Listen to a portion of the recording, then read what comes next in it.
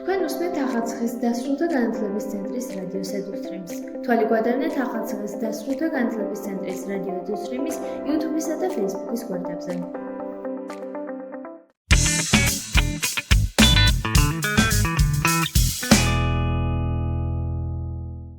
დღევანდელ გადაცემაში მოისმენთ რუბრიკას განათლების გზამკვლევი.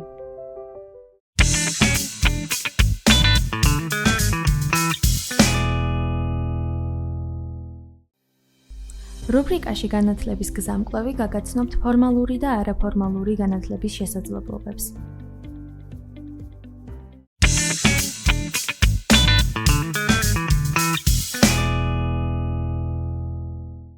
მოგესალმებით, ეთერშია გადაცემა განათლების გზამკვლევი და მე მისი წამყვანი ნანა ყავრელიშვილი ვარ. დღევანდელი ჩემი გადაცემის სტუმრები არიან ორი ახალგაზრდა ქალაქი ახალციხიდან, რომლებიც ამ ეტაპზე უკვე ბულგარეთში სწავლობენ და ამერიკული განათლების მიმღებლები არიან.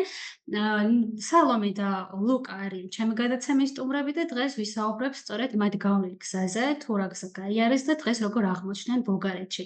მოგესალმებით სალომე, მოგესალმებით ლუკა, მადლობა რომ ჩემი გადაცემის სტუმარი ხართ. მადლობა თქვენ მოწვევისთვის. თავდაპირველად რომ მოგვიყვეთ ზოგადად თქვენს შესახებ, მანამდე სადაც სწავლობდით, რომელი სკოლა დაამთავრეთ და დღეს უკვე ბულგარეთში რა მიმართულებით სწავლობთ და რა პროფესიას ეუფლებით?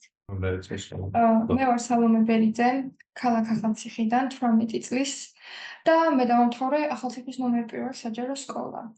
ამ ეტაპზე ბულგარეთში გვაქვს შესაძლებლობა რომ ვისწავლოთ ორ ფაკულტეტზე ერთდროულად, შესაბამისად ერთი ფაკულტეტი ჩემი იქნება კომპიუტერული მეცნიერება და მეორე ინფორმაციული სისტემები. გამარჯობა, მე ვარ ლუკა გაჩეჩილაძე, ასევე ახალციხიდან ვარ. მაქვს დამთავრებული მეხუთე საჯარო სკოლა, ვარ 17 წლის და ჩემს ორ მთავარ პროფესიად მაქვს არჩეული ეკონომიკა და ფსიქოლოგია. Wat საინტერესო პროფესიები გაქვთ არჩეული და მიხარია რომ ერთდროულად ორი პროფესიის დაუფლება შეგიძლიათ და კითხავთ უფრო ღრმა ბავშვობიდან თუ გაიხსენებდით თქვენს მიზნებს და ოცნებებს, რაც დღეს უკვე უკავშირდება თქვენს სწავლის გაგრძელებას. არის თუ არა ერთგვარად თქვენი ოცნება დღევანდელი სწავლა ბულგარეთში და იმ პროფესიის დაუფლება, რასაც ეუფლებით? ბატონო, კი. ბავშვობიდან მე და სალომე მეგობრობდით. და ბავშვობიდან მქონდა ოცნება, რომ სადმე საზღვარგარეთ წავსულიყავით და სწავლა გაგვიგრძელებინა. ერთი პერიოდი გავედით ერთად ფლექსის პროგრამაზე, გასაუბრებებიც ერთად გავიარეთ, მაგრამ სამწუხაროდ რაღაც მიზეზების გამო სალომე ვერ მოხვდა და მომიწია წასვლა. და როდესაც ჩამოვედი, თქვით რომ თუ სადმე ჩავაბარებდით, თუ იქნებოდა საშუალება, ერთად უნდა წავსულიყავით.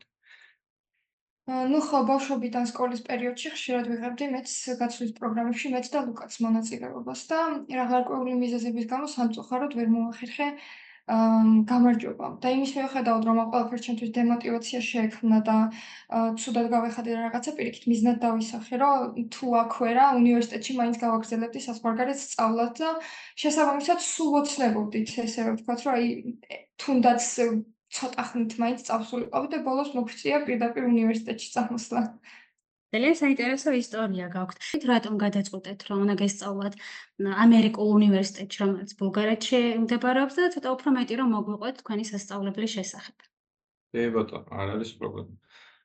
უნივერსიტეტის შერჩევის პროცესში პირველ რიგში უმეტეს უპირატესობას ვანიჭებდით იმას, რომ დიპლომი უნდა ყოფილიყო აღიარებული არა მხოლოდ ევროპაში, ასევე ამერიკაში. რადგანაც მომავლისთვის ვფიქრობთ, რომ ასე უფრო უკეთესი იქნებოდა.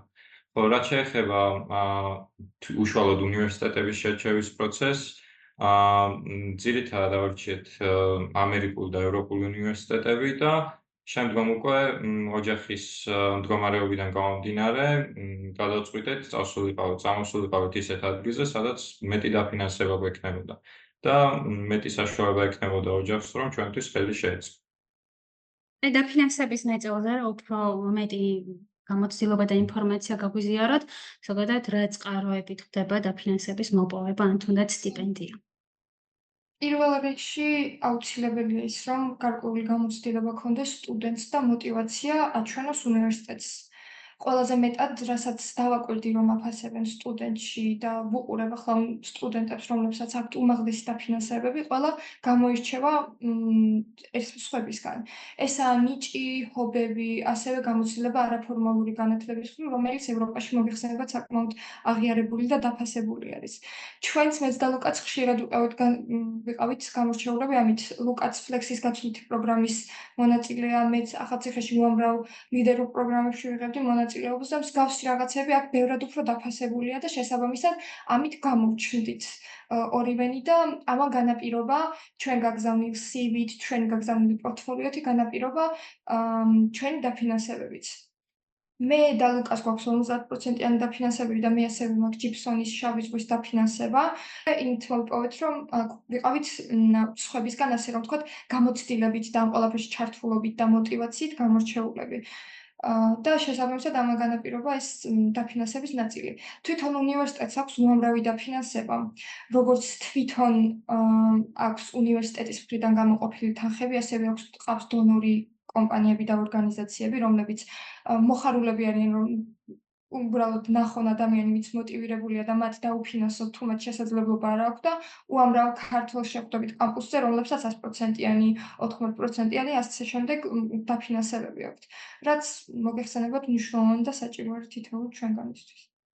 უფრო ღრმა წარსულში რო გადავინაცვლოთ, აი რომელი კლასიდან დაიწყეთ უშუალოდ მზადება, თუნდაც იმისთვის, რომ ბულგარეთში ჩაგეპარებინათ ამერიკულ უნივერსიტეტში?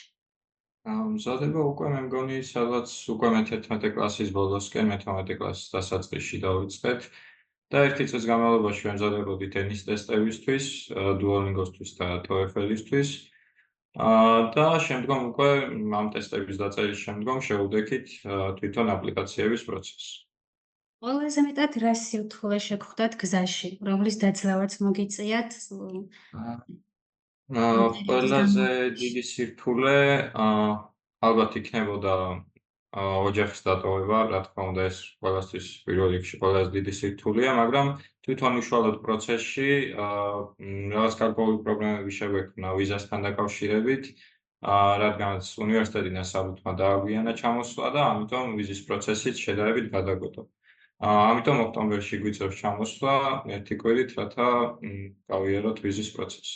და ამის გარდა უამრავი თვითონ პროცესში სანამ გვეცოდინებოდა პასუხი უნივერსიტეტში მოხვდებოდი თუ არა, უამრავი პრობლემა და უამრავი დაბრკოლება შეგვხვდა აპლიკაციის პროცესში. თითოეული ოჯახთან დაკავშირებული ინფორმაცია ჭირდებოდათ, დოკუმენტები ჭირდებოდათ, ეს ყველაფერი ინგლისურად ნათარგმნი და ბოლოს იმხელა ძალისხმევას მოითხოვდა ეს ყველაფერი და პარალელურად მზადება სხვადასხვა გამოცდისთვის და ტესტებისთვის საკმაოდ დამღლელი იყო და აი ამ მომენტებში ხშირად ფიქრობდით დანებებაზე, რომ აი დავწერ ეროვნულებს და ჩავაბარებ საქართველოში, ხო აი გზა მაინც გვაქვს. მაგრამ არც ჩემი და არც ლუკას პირველი არჩევანი არ იყო ბულგარეთი, იმის მიუხედავად, რომ საკმაოდ კარგი დაფინანსებები ავიღეთ ორივემ. გავაგზავნეთ უამრავ ამერიკულ უნივერსიტეტში საბუთები და უამრავისგან თანხმობა მოგვივიდა. მაგრამ ამის მიუხედავად ერთი ორისგან მაინც მოსულა უარი და ამას იმხელა დემოტივაცია შეუქმნია ჩვენთვის, რომ აი როგორ უნდა გააგრძელო სიტყვაზე უზარმაზარი დემოტივაცია, განსაკუთრებით ახალგაზრდისთვის, რომელიც ყოველდღე ამ მიზეზით იღვიძებს, რომ საზღვარგარეთ წავალ და მოხვდები, ხო? და აქედან გამომდინარე, უამრავი დაბრკოლება შეგვხვდა თითოეულ ჩვენგანს, გარდა იმისა, რომ ფინანსები ჭირდებოდა ზოგიერთ უნივერსიტეტში აპლიკაციის გაგზავნას და მოკლედ საკმაოდ დიდი ამბები მოყვებოდა ყველაფერს, მაგრამ მზად ვიყავით ფსიქოლოგიურად ყველაფრისთვის და ბოლოს გამოგვივიდა, მადლობა ღმერთს. ბოლოს სასიხარულოა, რომ დღეს უკვე ბულგარეთიდან მერთვებით და ამ საინტერესო ინფორმაციას მიზიარებთ. თქვენს ემოციებზე რომ გვესაუბროთ, რა ემოცია გქონდათ, როცა გაიგეთ პასუხები, რომ ჩააბარეთ და უკვე ოფიციალურად სტუდენტები ხართ ბულგარეთში? როდესაც პირველად მიღების მეილი მოვიდა, პირველ რიგში რა თქმა უნდა ერთმანეთს შევეხმიანეთ, ერთმანეთს დაურეკეთ და ერთმანეთს ვახარეთ ეს ამბავი. შემდგომ რა თქმა უნდა ოჯახის წევრებს და ყველა დანარჩენს. ძალიან გაგვიხარდა ეს ამბავი, რადგანაც უკვე ნათქვამი გქონდა, რომ სადმე თუ მოხვდებოდით ერთად, წავიდოდით ერთად, რადგანაც მარტო წასვლა ბევრად რთული იყო ჩვენთვის, რადგანაც უცხო გარემოსთვის შეგუება მარტივი არ არის, როდესაც მარტო ხარ და ყოველთვის უკეთესია, როდესაც ყავს ისეთი ადამიანი, ვინც გვერდში გიდგას და გეხმარება ამ პროცესის გადალახვაში. გარდა ამისა, უდიდესი შვება იყო. ჯერ დაფინანსების ამბავი რომ გავიგეთ რამხელა იყო, მერე რომ ის შეგრძნება, რომ შრომა დაგიფასდა, ყველაზე მნიშვნელოვანი შეგრძნებაა და აი სასწაული შეგრძნებაა ჩემი აზრით და მგონი ამ ერთხელ ვიგრძენი და ძალიან არ ვიცი, სიტყვებით აღუწერელი შეგრძნება იყო ალბათ ორივესთვის, რომ იმხელა ბედნიერება გამვიცადეთ ამდენი შრომის მერე.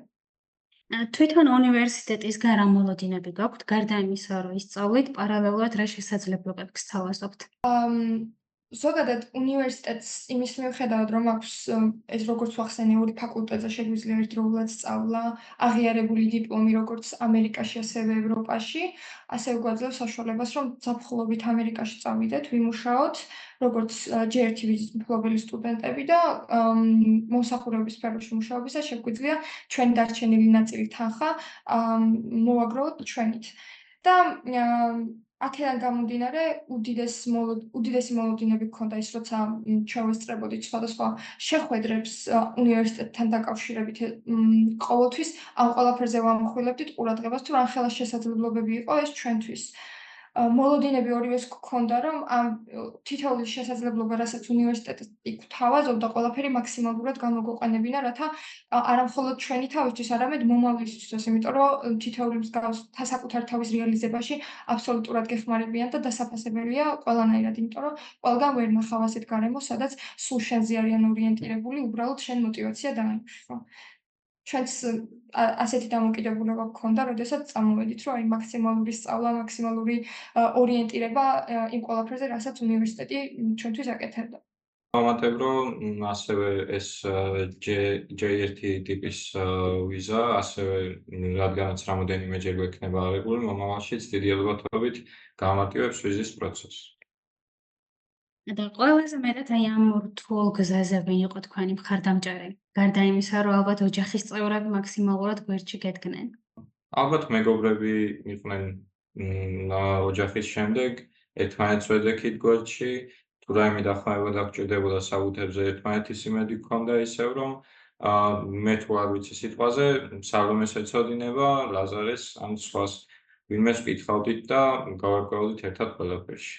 გარდა ამისა, შეუძლებელია არ ვახსენოთ საერთაშორისო განათლების ცენტრის წარმომადგენლის ნათია ნანავას ხელშეწყობა, რომელიც წარმომადგენელია ბულგარეთის უნივერსიტეტის საქართველოში. ყველა ნაწილზე ეს ჩაბარების ნაწილი იყო, დოკუმენტების აქეთ გამოგზავნის ნაწილი იყო, ყველაფერში აბსოლუტურად გვერდში გვედგა და ასევე თინა თინვარდიძე, რომელიც როგორც საერთაშორისო განათლების ცენტრის წარმომადგენელი, ასევე Education USA-ის წარმომადგენელი, ხშირად გვეხმარებოდა ინგლისური ენის ტესტი მისი დახმარების გარეშე ალბათ წარმოუდგენელი სირთულის იქნებოდა თითოეული ჩვენგანისთვის და უღრმესი მადლობა მათ ამხელად გაწეული შრომისთვის, იმიტომ რომ საერთოდ არ არის რთული ამდენ ახალგაზრდას ყოველთვის ესე მაქსიმალური ყურადღება გამოიჩინო და ამდენ კითხვაზე ელემენტარული პასუხი გასცე, იმიტომ რომ ისეთი გაურკვევლობა იყო ჩემშიც და ლუკაშიც, ამხელა გვერდში დგომა ალბათ რა ვიცი უზომოდ დასაფასებელია და რაც ამ ეტაპზე შეგვიძლია ალბათ მხოლოდ მადლობა, მაგრამ იმედია მომავალში რამით მაინც გადავხდით მათ ამ მადლს. აი ამ სირთულეების გზაზე ყველაზე მეტად რა უნარები აღმოაჩინეთ თქვენში, რაც გეგონათ, რომ შეიძლება არ გქონდათ? უნარებთან დაკავშირებით რაც აღმოაჩინე, პირადად ჩემ თავში, დავწმუნდი, რომ ყველაფერი შეიძლება მოხდეს ცხოვრებაში, შეიძლება ცუდიც მოხდეს და კარგიც, მაგრამ არ უნდა მივცეთ უფლება ამას, რომ უკან დავხვიოს. რაც არ უნდა მოხდეს პროცესში, თუნდაც არა მხოლოდ სწავლის, ჩაბარების, ცხოვრებისეულ გზაზეც რაც არ უნდა მოხდეს, ვფიქრობ, რომ არასდროს არ უნდა დანებდე არაფერში და პირიქით პარად უნდა დადგე და ელოდე მეტ სირთულეებს. რა ვიცი, მეტი ისეთი არაფერი. მე პირადად მივხვდი, რამდენად ძლიერი შეიძლება იყოს ადამიანი, თუ მონდომება აქვს და სურვილი აქვს, რომ რაღაცას მიაღწიოს.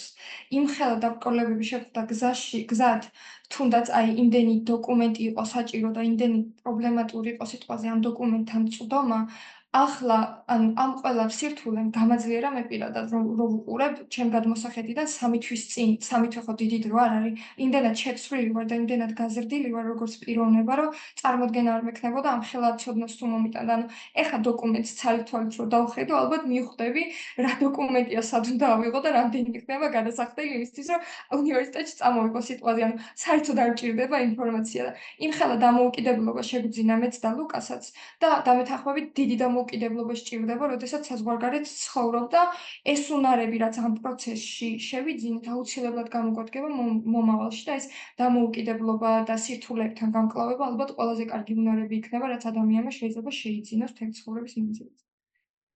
ამ დღევანდელი გადმოსახედიდან რას ნიშნავს თქვენთვის იყოთ წარმატებულები? იყო წარმატებული ჩემი აზრით არის ძალიან სუბიექტური ანუ სუბიექტური თვისება ადამიანისთვის, რომ რაღაცა აღიქვა როგორც წარმატებად. ჩემთვის და ლუკასთვის როგორც ვახსენე, ბავშვობის ოცნება იყო, რომ სადმე საზღვარგარეთ წავსულიყავით და განათლება მიგვეღო. და შესაბამისად ჩემთვის ეს არის უზომოდ დიდი წარმატება და უზომოდ კარგი შეგრძნებაა, რომ ის ოცნება, რომლებიცაც წლებია ფიქრობ და წლებია ოცნებობ, ახდა და ყველაფერს მიაღწიე და იმის მიუხედავად, რომ ვიღაცებმა ხელი შეგიწყეს და რაღაცა უდიდესი წვლილი შენ მიგიწვის და ბევრს ნიშნავს საკმაოდ. კი ბატონო, არ შემიძლია არ დავეთანხმო სალომეს.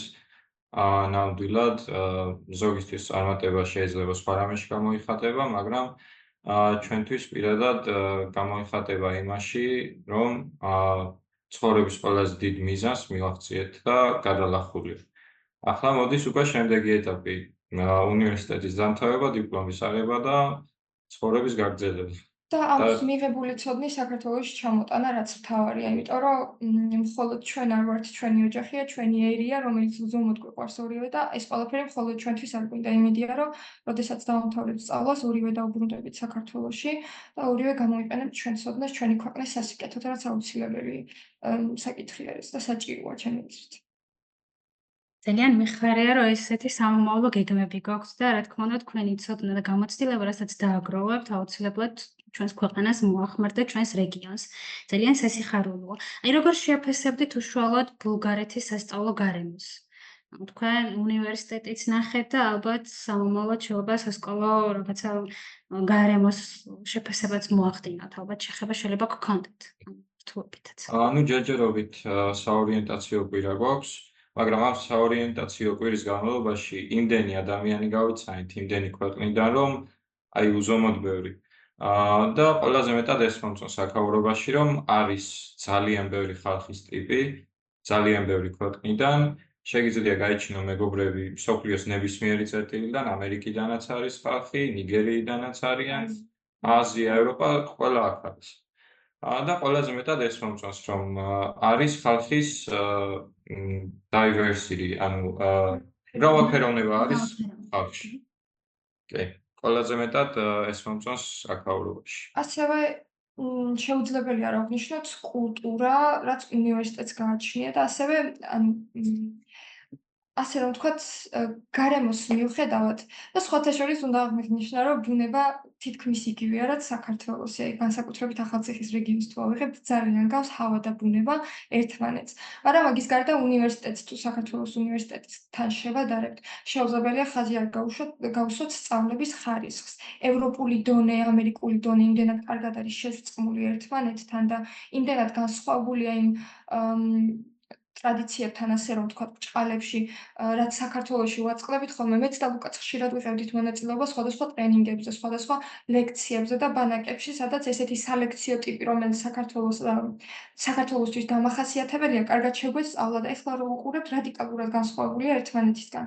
იმდენად მაღლა არის ადამიანური ფაქტორი აწეული, ლექტორის და მოსწავლეს შორის ურთიერთობები, ხელშეწყობა და ასევე თვითონ სწავლების ხარისხიც, რომ არ ვიცი, ალბათ საქართველოს იმის მიუხედავად, რომ საქართველოშიც საკმაოდ ხარისხიანი განათლება გვაქვს, საკმაოდ ბევრი დრო დასჭირდება იმისთვის, რომ ბევრი ძალისხმევა როგორც სტუდენტისგან, ასევე კოლექტივისგან, რომ აი მსგავს დონეს მივაღწიოთ, იმიტომ რომ ალბათ შედარებაც კი უხეშია, იმდენად მაღალი ხარისხის განათლებაა აქ ამ ეტაპზე.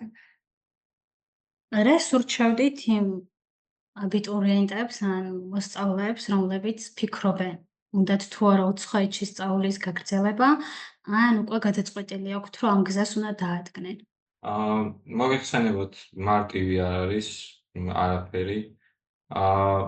ნუ თუ თავიანთი თავში არ არიან დარწმუნებულები, პირველ რიგში იმას ვეტყვი, რომ დრო რა თქმა უნდა აქვთ, შეუძლიათ ჩააბარონ საქართველოში და შემდგომ, როდესაც მოუნდებათ და დარწმუნდებიან თავიანთ თავში, რომ ნამდვილად უნდათ წასვლა, ზუსტად მაშინ დაიწყონ აპლიკაციის პროცესი და შეავსონ, რადგანაც თუ მზად არ ხარ და ისე მოდიხარ აქ, შეიძლება ერთ კვირაში ისე მოგენატროს სახლი და ისეთ სიტუაციაში მოხვდე, რომ შეიძლება უკან გაქცევა მოგინდეს.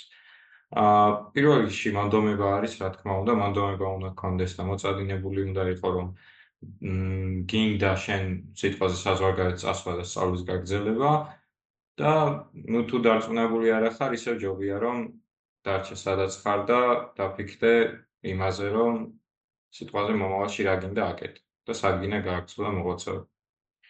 იმაზე საუბარი საერთოდ არ არის, რომ მარტივი ცხოვრებაში არაფერი არ არის. უბრალოდ უნდა გვახსოვდეს ადამიანებს, რომ ყველაფერი მიღწევადია აბსოლუტურად. მთავარია როგორ მოეკიდები ამ საკითხს შენ. მთელი ბავშვობა, ახალციხე ხო ძალიან პატარაა. როგორ ყოველთვის მქონდა ინფორმაცია იმ ადამიანებზე, რომლებიც საზღვარგარეთ მიდიოდნენ სასწავლებლად, აი ღრმა ბავშვობიდან. ეს წავიდა აქ, ის წავიდა აქ და იმდენად როლურ მოდელებად ვიხდიდი თითოეულ მათგანს და იმდენად იგივე მსგავს გზაზე მინდოდა, რომ დავდგარიყავი მეც, რომ ბოლოს აქამდე მოვედი და უბრალოდ იმის დამახსოვრება, რომ ყველაფერი მიღწევადია, საკმაოდ მნიშვნელოვანია. თითოეულმა ადამიანმა უნდა ჩავიშვიდოთ ჩვენ თავში და მაქსიმალურად ვეცადოთ, რომ ჩვენი თავის საუკეთესო ვერსია გამოიყვანოთ ჩვენი თავისგან და ამ ყველაფერზე მუშაობა, ყოველ დღე საკუთარ თავზე, თავის რეალიზებაზე ორიენტირება საკმაოდ მნიშვნელოვანია და როდესაც ამას თითოეული ადამიანი გავითავისებთ, რომ დისციპლინა საკმაოდ მთავარი, ალბათ არაფერი არ არის მიუღწეველი და პირიქით აი თითის გატკაცუნებაში მოხდება ხანდახან რაღაცები იმდენად მარტივად მოვა, როცა სიყვარულს და ანუ თავდადებას აჩვენებ ამ საქმისთვის, კონკრეტული საქმისთვის. და ბოლოს გკითხავთ აი მათ, ვისაც უკვე გადაწყვეტილი აქვს, რომ სააპლიკაციო ფორმები შეავსონ, აი ეტაპების მიხედვით ყველაზე მეტად რაზე გაამახვილონ ყურადღება და რისთვის უნდა იყვნენ მზად? კი ბატონო, აპლიკაციის პროცესში პირველ რიგში ყველაზე დიდი ყურადღება ექცევა დოკუმენტებს პირველ რიგში, მშობლის თანხმობები, ჯანმრთელობის ცნობები, ძალიან ბევრი რამ არის, მაგრამ უშუალოდ თვითონ აპლიკაციის პროცესში რაც უნდა გაითვალისწინოთ, მიყავით გულახდილები. პირველ რიგში ამას გეტყვით, რადგანაც რომ ჩამოხვათ, ყველა დაინახავს როგორი ადამიანი ხარ და ამახლებ თუ არა იმ ყველაფერს, რაც გიწერია აპლიკაციაში. პირველ რიგში ეს არის, იყავით თქვენი საკუთარი თავი აპლიკაციის შევსებისას, ჩამოყალიბეთ თქვენი ჰობები, რა გიყვართ რომ აკეთოთ და შესაბამისად მოგიძებნიან ოთახში თქვენთან ერთად ვინ იქნება, ვისაც შესაბამისი ჰობი აქვს და უყვარს იგივე რაღაცების კეთება, რაც სიტყვაზე ჩვენ გვიყვარს. მეტი ისეთი არაფერი შემიძლია სალამოს დავუთქვან დანარჩენ. მე პირადად მომავალ სტუდენტებს და ამ ეტაპზე აბიტურიენტებს და უბრალოდ მოსწავლეებსაც, ვისაც სურს რომ საზღვარგარეთ ისწავლოს, ვუჩვენ, რომ პროცესი დაიწყონ რაც შეიძლება მალე.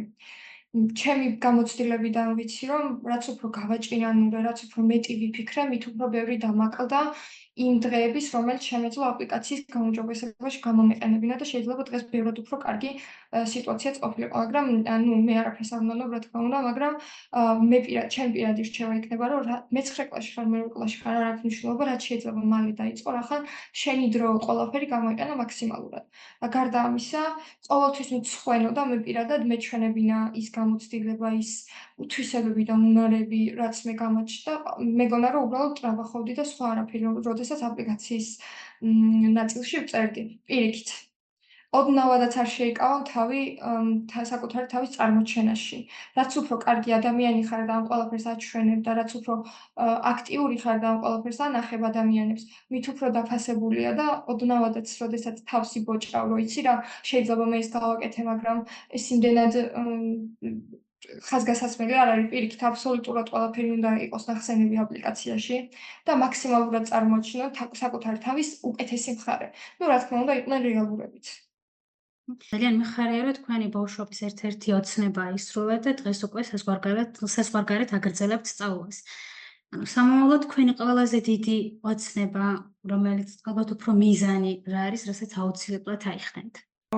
საინტერესო კითხვა. ალბათ ყველაზე დიდი მიზანი ჩემთვის იქნება ის, რომ ვიშოვო ისეთი სამსახური და მქონდეს ისეთი ცხოვრება, რომ ყოველ დილით ადგომა არ მეზარებოდეს. პირველ რიგში ეს არის ყველაზე მთავარი, გიყვარდეს ის, რასაც აკეთებ. ყველაზე მნიშვნელოვანი ცხოვრებაში არის ეს. და შესაბამისად ყველაზე დიდი მიზანი ჩემთვისაც არის ეს. მე პირადად საქართველოში ყოფნისასაც საკმაოდ დაინტერესებული ვიყავი სტარტაპებით და გამოგონებებით. ეს ამიზოდი, რატომაც კომპიუტერული მეცნიერება და ინფორმაციული სისტემები ავირჩიე. უამრავ ბანაკში ვყოფი ვარ საქართველოში ყოფნისას და ეს სტარტაპი თვითონ იდეა, ამ იდეის განხორციელება, ამისთვის ადამიანების მოზიდვა იმდენად მნიშვნელოვანია და სხვათა შორის ჩვენი უნივერსიტეტის ამ ყველაფერს ხელს უწყობს, იმიტომ რომ უამრავი კლუბი არსებობს ამ ყველაფრის განსახორციელებლად. მე პირადად ეს იდეა ყოველთვის მიზიდავდა და მაინტერესებდა და ჯერ ის ფაქტი, რომ აქ შემიძლია მსგავს რაღაცას ხელი მოვჭიდო, მერე ის, რომ შემიძლია ეს ყველაფერი საქართველოში გამოცადო, იმიტომ რომ ქართველ უამრავ სტარტაპერს ვიცნობთ და უამრავი ადამიანი საკმაოდ დიდ საქმეს აკეთებს საქართველოსთვის, მეც პირადად ყოველთვის ვოცნებობდი, რომ მსგავს რაღაცას გავაკეთებდი და ჩემი ქვეყნისთვის გამოსადეგარი იქნებოდა, იმიტომ რომ ვთვლი, რომ ულამაზესი, უკარგესი და უსაყვარლესი ქვეყანა გვაქვს და განსაკუთრებით მიყვარს ჩემი რეგიონი, ამიტომ ჩემი ერთ-ერთი საუკეთესო მიზანი ის არის, რომ ჯერ ეს ჩემი ოცნება, მეორე ოცნება ავისრულო და მერე ოჯახს ამით მადლობა გადავუხადო, უღრმესი მადლობა მათი გაწეული შრომისთვის, რომ მე დღეს ასეთი ვარ და აქ ვარ. უღრმესი მადლობა თქვენ, ესეთი საინტერესო თქვენი გამოცდილების გაზიარებისთვის, მინდა წარმატებები გისურვოთ. წლების შემდგომ, როდესაც უკვე შეგარი პროფესიონალები დაბრუნდებით საქართველოში და რეგიონში, მინდა რომ ის მიზნები, რაზეც თუნდაც დღეს ვისაუბრეთ, ეს აგიხდინოთ. წარმატებული სასწავლო წელი გქონოდეთ და იმედია, რომ სამომავლოდ უკვე როგორც პროფესიონალებს ისე მოგიწვევთ გადაცემაში. უღრმესი მადლობა თქვენი მოწვევისთვის და შესაძლებლობისთვის, რომ ეს ყველაფერი სხვებისთვის გაგვეზიარებინა, იმიტომ რომ ჩვენი გადმოსახედიდანაც ვიცით, როგორი მნიშვნელოვანია აბიტურიენტობისას დაინახო ადამიანი, რომელმაც ეს გზა გაიარა და მათგან გამოცდილება მიიღო, ასე რომ უღრმესი მადლობა კიდევ ერთხელ. მადლობა დიდ. მადლობა, რომ გვისმენთ და გვიყურებდით მომავალ შეხვედრამდე.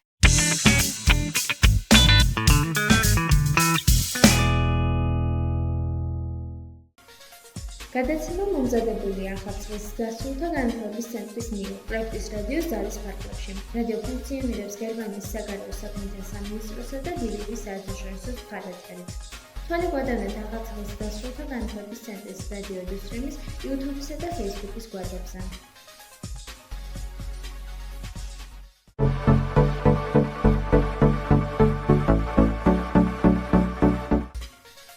გადაცემა მომზადებულია ახალწლის გასულთა განათლების ცენტრის მიერ პროექტის რადიოს ძალის ფარგლებში. რადიო ფუნქციონირებს გერმანიის საგარეო საქმეთა სამინისტროსა და დილივის საერთაშორისო მხარდაჭერით. თვალე გვადევნებთ ახალწლის გასულთა განათლების ცენტრის რადიო ილუსტრიმის YouTube-ისა და Facebook-ის გვერდებზე.